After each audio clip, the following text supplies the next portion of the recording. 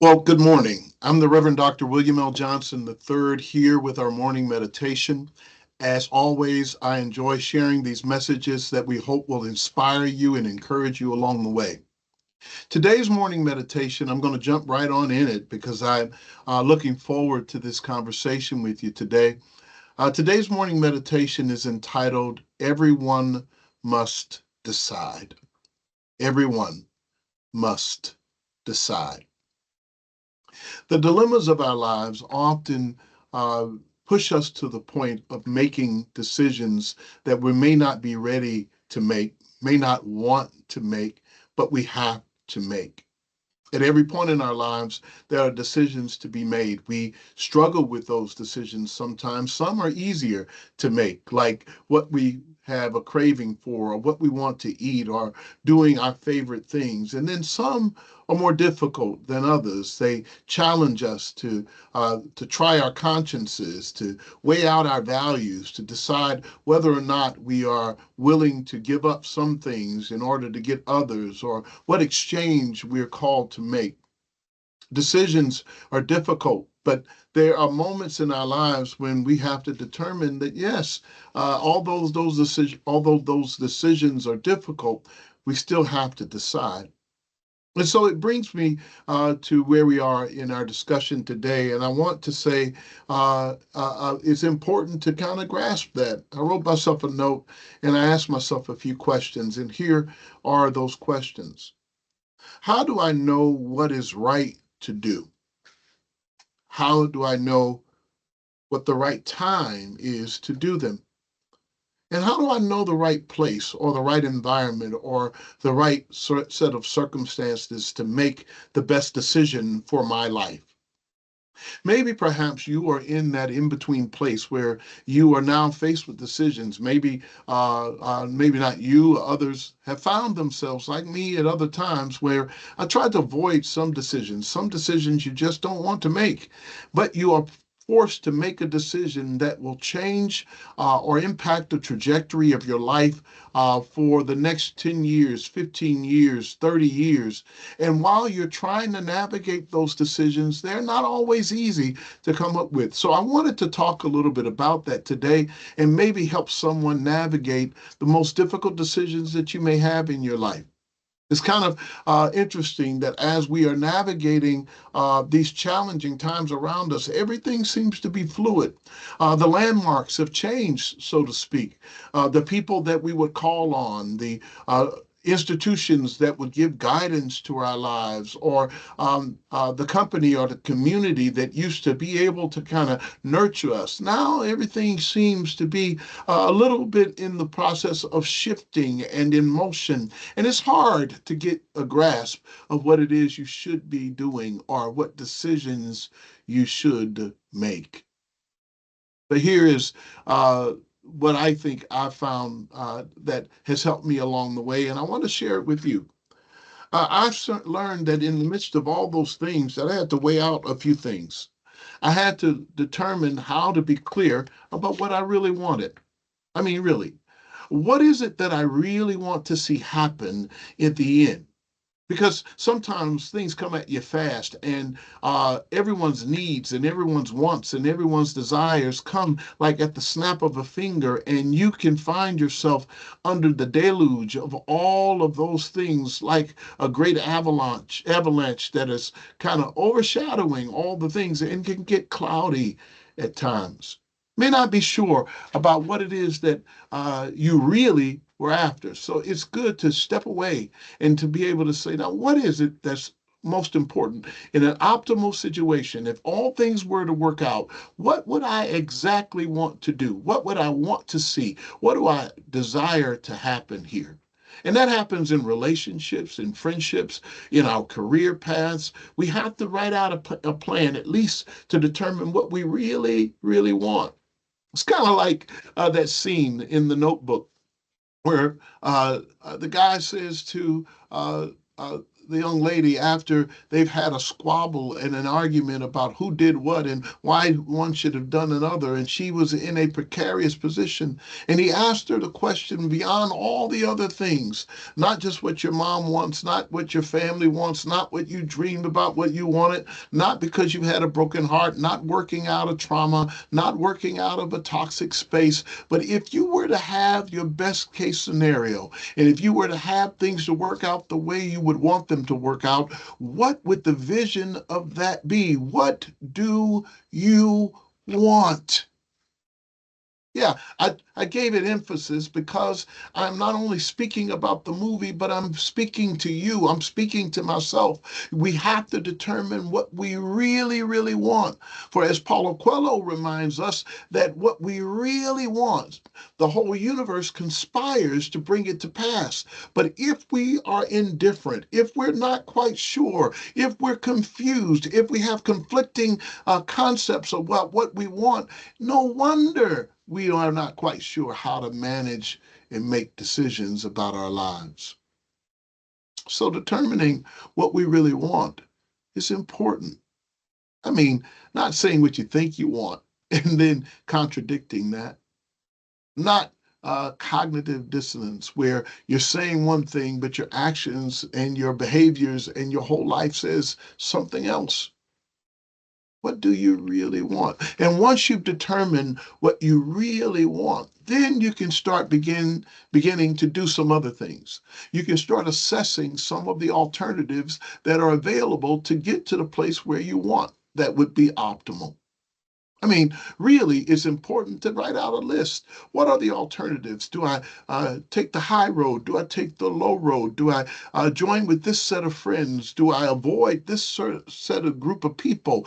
Is this what I really want? If I really want what I say I want, then I have to make determinations about the right route, the right alternative to get there. So let me see if I can simplify this for us. It's important to note that if I want a job, that I really want, then I ought to research the position. I ought to look into what it is that my employer is asking of me. I ought to be able to invest myself, my time. I ought to be able to get a good night's sleep so I can be up early in the morning so I can make things work, or work late at night so I can study and do my homework about what's happening. Whatever it may be, I have to invest in the thing that I want. And that means I need to judge the alternatives that are available and make a decision based on that. Well, with that in mind, I thought about a couple of other things, deciding what we want, but also and being clear about what the alternatives are. But I think it's also important, and I'm hoping that are following along with me, to decide what you can live with. That's another note. That's number three. Decide what you can live with. I mean, everything is not, nothing's going to be perfect. Most things do not land perfectly. However, you have to decide what things you can live with. I mean, can I actually live with this? Can I live with things not being exactly the way I want, when I want, where I want, but do I have 80 to 90% of what it is I was looking for? What can I live with? If that 10% is something that I don't like, can I manage that? Can I deal with this? What are the non-negotiables here? In other words, I have to determine what I can live with. Sometimes we have to make those determinations. It's good, those determinations. It's good to be able to navigate our lives, to be able to know and see that there are some things that I can live with, and there are some things that I cannot live with.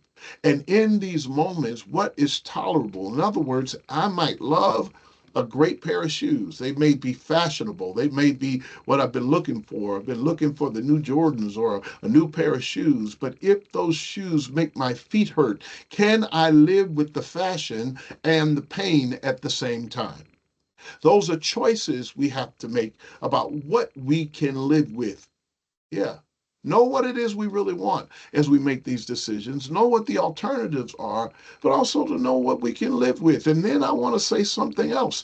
Know what we cannot or what we can't live without. Let me say that again. Knowing what we can't live without. That's number four. In other words, to make good decisions, everyone must decide. You have to decide on what you really, really want. You have to decide on what the alternatives are going to be. You have to decide about what you can live with, and you have to decide about what it is you can't live without. In other words, you have to say, I have to be able to have this. I can't live without that. I can't live without peace. I can't live without joy. I can't live without the ability to navigate my life. I can't live without freedom. Whatever it is you can't live without, you should make your decisions on those things as well. You know, I may have mentioned this before in another podcast, another conversation. Mick Jagger and the Rolling Stones had a wonderful song that says, "You can't always get what you want, but if you try sometimes, you get what you need." I thought that was really important and insightful because sometimes what we need and what we want are in different places, but that's another message for another day. But I do want to say that this is really important. Realizing what you can't live without may mean that if you get the big house and you wanted a house, but it doesn't have exactly what it is that you really can't live without, like a good bathroom or a decent kitchen or a place for you to study, whatever is most important to you, you have to determine what you can't live without. And so you make the best decisions. Then I'll give you number 5, and this is the last one. And I'll try to unpack this one a little bit. It's important to be able to note that as you are trying to figure out how to make the best decisions, and I'm sure you're going to make some decisions this week or this month or this year that are going to be important and have gravity for your life and the lives of those around you. But here's the part I want you to get. Sometimes you're going to make the decision. You have to make it and live with the decision that you make. And what I mean by that is that there's a old saying, old poem that we used to repeat, do your duty, you know, that is best, and leave unto the Lord the rest. It's important to be able to make your decisions and let them be. And when you let them be like seed planted in soil, you have to do some things. You have to trust the process. It's not going to be pretty. You got to trust the progress. It's going to take time to get where it's going. And you have to trust the purpose of your decisions. Trust the process, trust the progress, trust the purpose. When you make your decisions and they come from a good place, the best way you can. It's like what I say to many patients as they're making hard decisions about life and death with loved ones and family. I say to them, you have to trust that you made the best decision you could because you made that decision from your heart, with a heart that was in the right place, and you can't go back and fix everything and know how things are going to work. Outcomes are, in my opinion, to a detriment to us when we're trying to form our decisions on the outcomes they produce. I know that's contrary to the way some of the great thinkers think. I think you have to trust what it is that you're doing because your heart knows it's right to do, and leave it to God to bring the outcomes and the results that come with it. Because if you don't, then we might just find ourselves in the conundrum of being frustrated by the decisions that we make and not being sure whether or not we've made them when we don't have uh, much to do with 90% of the outcomes that happen from those decisions. Sometimes we do, most of the good amount of times we do, we're leading that way, but it won't come out exactly the way we planned. That's what I'm getting to. So, for this time together, I wanted to say thank you for being with us for a number, about 3 or 4 years, probably more than that now, that we've been leaving these messages and preparing them so that you might find yourself encouraged and inspired. I hope they're doing just that. So, I want you to know as we close our time together that you're loved, you're appreciated, and you're irreplaceable. Have a great day, have a great week, have a great life. And in the middle of all of that, decide for yourself what needs to happen. Make sure that you're clear about what you want to see happen. Make sure that you give yourself some time to judge the alternative. Make sure that you've decided what you can live with, and decide what you can't live without. And in the midst of this, trust your decisions and give them to God and let God do the rest. That's the point I want to make. And have a great day, great week, and carry this message with you as you go. Take care. Bye bye.